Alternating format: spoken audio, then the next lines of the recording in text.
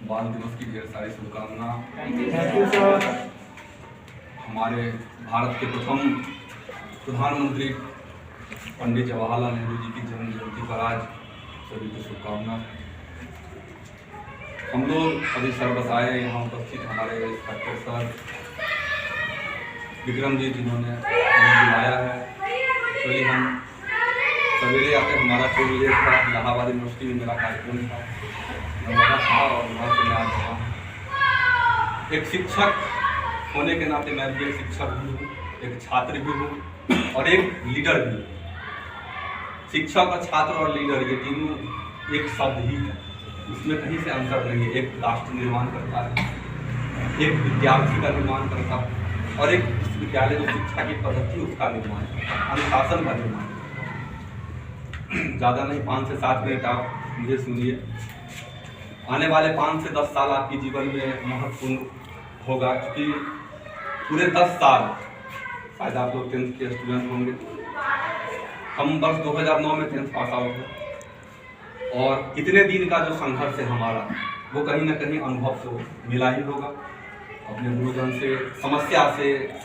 और सबसे बड़ी जो विश्वविद्यालय है, हमारे गांव में दादाजी थे, वो कहा करते थे कि जीवन में सबसे बड़ा अगर संघर्ष और सबसे बड़ी नीति अगर कोई सिखा सकता है वो आपका परिस्थिति से। विश्व का कोई ऐसा विश्वविद्यालय नहीं है जो आपकी परिस्थिति आपको सिखाए। आपकी परिस्थिति आपके जीवन में आप खुद सीखेंगे और आपका संघर्ष आपको सिखलाएगा। ये 10-12 साल का जो संघर्ष है, छात्र जीवन हो या फिर लीडर के रूप में भी हो या एक शिक्षक के रूप में जब हम क्लास में होते हैं तब भी। एक बाल दिवस पर तो सर बताएंगे, बाल दिवस मनाया ही जाता है इसलिए क्योंकि पंडित जवाहरलाल नेहरू एक उपनाम होता है, हम लोग बचपन में लगाते थे चाचा नेहरू अमर। ये चाचा नेहरू उनको किसी ने नहीं दिया था, विद्यार्थी बालक ने उनको प्यार से चाचा करते थे और इसलिए उनका उपनाम बन गया था चाचा नेहरू। और हम लोग लगातार विद्यालय में चाचा नेहरू के नाम से उनको संबोधित करते हैं। आज तक हम संबोधित करते आ रहे हैं और जितने भी उनका म्यूजियम बना है, चाहे इलाहाबाद में जहाँ उनका जन्म हुआ है, स्वराज भवन है, वहाँ पे उनके जितने भी चित्र हैं, सब हर जगह बालकों बच्चों के साथ एक अगाध प्रेम था उनका, इसलिए उनके जन्म दिवस पर बाल दिवस मनाया जाता है। और आगे जीवन जीने की आप लोग 10th के स्टूडेंट हैं, 9th के स्टूडेंट हैं।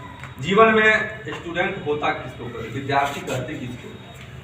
जिस बच्चा के अंदर, जिस छात्र छात्राओं के अंदर सीखने की ललक हो। विद्यार्थी कोई अवस्था नहीं होता है, विद्यार्थी किसी उम्र में नहीं होता है। 60 साल में भी हम विद्यार्थी हो सकते हैं अगर हमारी सीखने की क्षमता हो, हमें कुछ करने की क्षमता हो।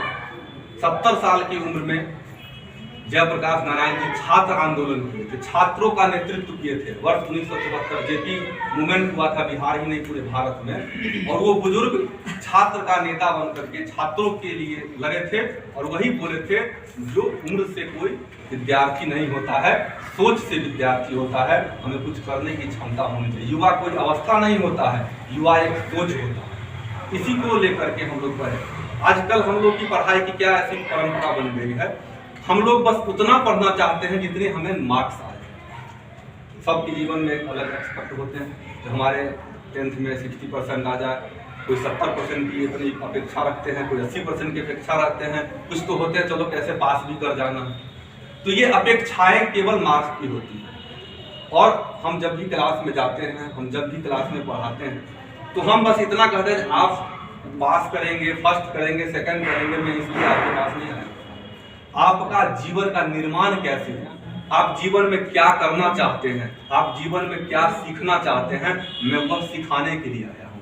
जीवन में सिलेबस के अलावा भी एक नैतिक शिक्षा होती है। जीवन में हमारे समाज में नैतिक शिक्षा होना बहुत ही जरूरी होता है। इसी पर एक मिनट के एक कहानी में बता रहा हूँ।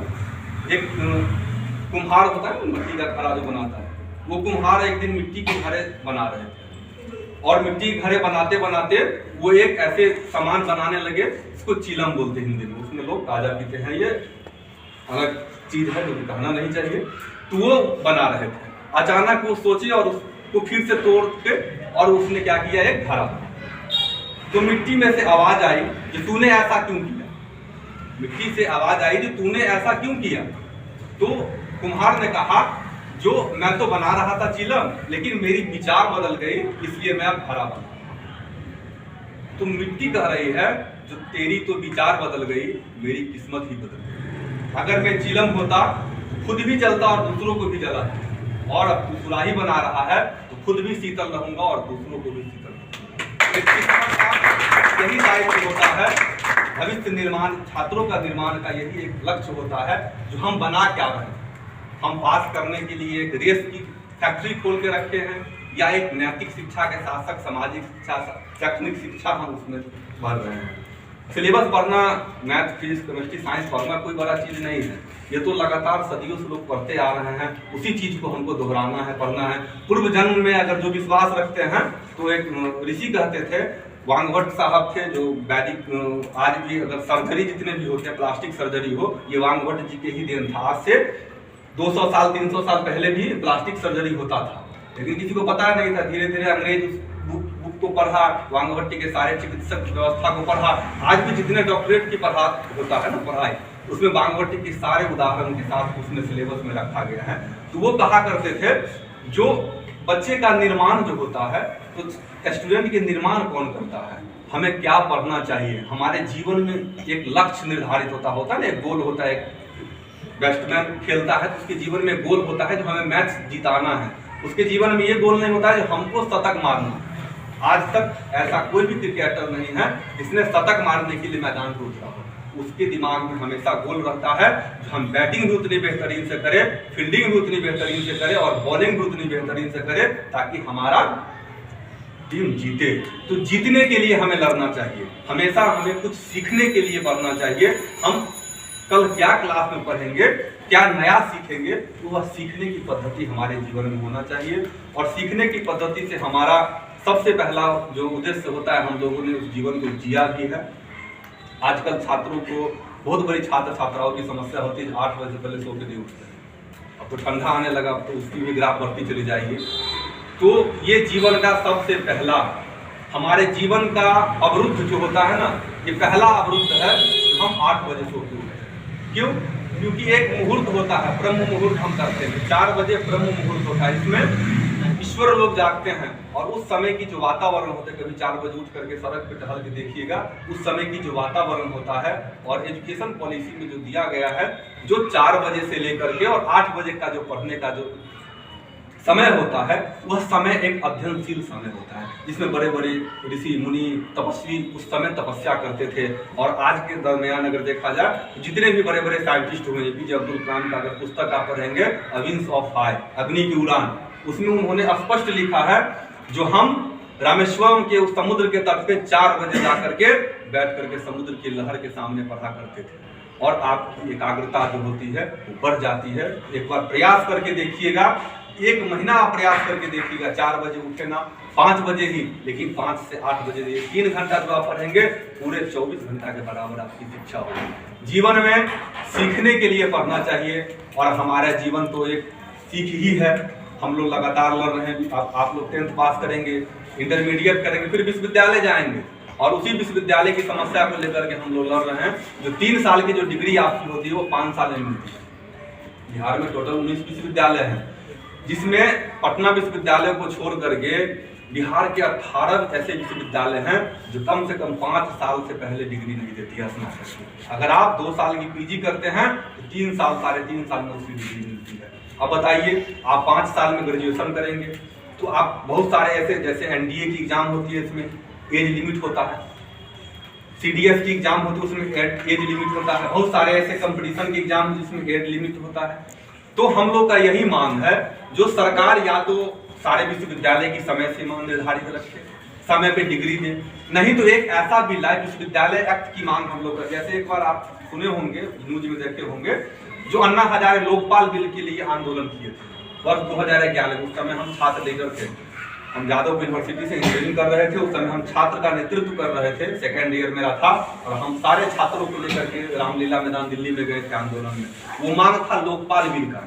इसी तर्ज पे हम लोग एक बिल बनाए हैं, जो विश्वविद्यालय एक्ट के तहत उसको मांग किए हैं, जो आप विश्वविद्यालय एक्ट बनाइए जिसमें बिहार के तमाम विश्वविद्यालय और महाविद्यालय इंक्लूड हो और हमारा डिग्री हमें सही समय पे मिले, हमारी क्या फीस लगती है वो पूर्व निर्धारित हो, तो हमें कितना फीस देना है, और अगर हमें हमारी डिग्री समय पे नहीं मिलती है इसकी रिस्पॉन्सिबिलिटी विश्वविद्यालय को होगा, इसकी रिस्पॉन्सिबिलिटी उसकी कुलपति को होगा। तो ये मांग कर रहे हैं, हमें नहीं पता सरकार मानेगी भी। आंदोलन लगातार हम लोग कर रहे हैं और लगातार आगे भी करते चले जाएंगे। दूसरा हम लोग का मांग है, जो लड़ाई लड़ रहे हैं, आगे आपको जरूरत पड़ेगा, हम लोग रोजगार कैलेंडर की मांग कर रहे हैं। जैसे बहुत सारे सब लोग अभी एग्जाम दिए थे दरोगा की, 2018 के दरोगा की बहाली अभी तक क्लियर नहीं हुई, तब तक 19 की रिक्रूटमेंट आ गई। दरोगा की बहाली क्लियर 19 की नहीं हुई, तब तक सिपाही भर्ती आ गई। जो स्टूडेंट दरोगा की तैयारी करती है वो सिपाही की भी फॉर्म भर देता, वो फॉर्म नौकरी करे ना करे कटअप बढ़ा देता। अब जो बच्चा सिपाही के लिए पढ़ता है क्या वो दरोगा की पढ़ाई की तरह उसके कंपटीशन में फेस कर पाएगा? तो जो दरोगा की तैयारी करता है, बीपीएससी की तैयारी करता है, वो सिपाही की भर्ती में बैठ जाता है और कटअप बढ़ा देता है, ताकि उससे जो सिपाही के स्टूडेंट होते हैं उसका कटअप इतना बढ़ जाता है कि नौकरी नहीं मिल पाता है। अब वो वहां भी नहीं करता है, वहां तो एक सीट उसके लिए बुक हो गया, वो सीट खाली रह जाता है। रिक्रूटमेंट अगर 1000 की आई तो रिजल्ट जितना है, आप नौकरी करे ना करे, जितना रिजल्ट आया है उतने को सिलेक्शन करना है। उसमें से अगर मान लीजिए 1000 की भर्ती आई, उसमें से 1000 रिजल्ट आ गया और 800 स्टूडेंट ही केवल उसमें नौकरी के लिए ज्वाइन किए, तो 200 बचा रिक्त स्थान वो भरते नहीं है, फिर अगले रिक्रूटमेंट के लिए वो इंतजार करते हैं। तो हमारा तो गया, 70% वाले का गया, अगर 80% पे कटअप हो रहा है, अगर मेरा 79% है तो मेरा नहीं हो पाएगा। तो हम लोग इसकी मांग करते हैं जो केंद्र सरकार और राज्य सरकार एक समन्वय स्थापित करे। अगर केंद्र की बहाली कंप्लीट हो जाए उसके बाद राज्य की बहाली निकले और राज्य की बहाली पूरी तरह से एक समय निर्धारित हो, जो फॉर्म भरने की समय इतनी तारीख होगी, एग्जाम की इतनी तारीख होगी, रिजल्ट इतने तारीख और ज्वाइनिंग इतने तारीख हो, ताकि कम समय में हमारा छात्र पढ़ करके नौकरी प्राप्त कर सके। इसकी लड़ाई को लेकर के हम लोग लगातार लड़ रहे हैं, बिहार की तमाम मुद्दा पे लड़ रहे हैं। वो तो हमारी लड़ाई है, आने वाले समय में सभी छात्र नौजवानों का हमारा समर्थन जरूरी है और हम तो हर जगह जाते हैं, विश्वविद्यालय कोचिंग हर जगह जाते हैं। आप लोगों के लिए सबसे बड़ा जो तपस्या है, सबसे बड़ा जो पूजा है, सबसे बड़ा पूजा होता है शिक्षा ग्रहण, अध्ययन करना। आप लोगों के जीवन में कुछ नहीं करना है सिवाय आपको अध्ययन करना। अध्ययन बाबा साहब भीमराव अम्बेडकर जी कहे थे, जो शिक्षा वह शेरनी का दूध होता है, जो पिएगा वो दहाड़ेगा। और एजुकेशन से ही मांग, एजुकेशन जो एजुकेटेड है वही लड़ाई लड़ता है। अगर काश आज हम नहीं पढ़े होते तो हम इतनी बड़ी लड़ाई को नहीं लड़ते, हम भी किसी कंपनी में नौकरी कर रहे होते। आज हम भी किसी कंपनी में नौकरी करें, जिस तरह से बिहार के 70% लोग बाहर जाकर के नौकरी करते हैं और साल में एक बार छठ के पर्व पे वो लोग आते हैं। और किस तरह से आते हैं, सभी लोग मोबाइल देखें, न्यूज में देख लीजिएगा कि ट्रेन में किस तरह से आया है। और एक दिन के लिए 5 दिन की छुट्टी के लिए आते हैं और फिर उसी तरह भर भर के जाते हैं। अगर हम शिक्षित होंगे, अगर हम शिक्षा हमारे अंदर होगा, लड़ने की क्षमता हमें कौन देगा? हमारा एजुकेशन भी हमको लड़ा सकता है। इसलिए अधिक से अधिक शिक्षा ग्रहण करना है और सही शिक्षा ग्रहण करना है।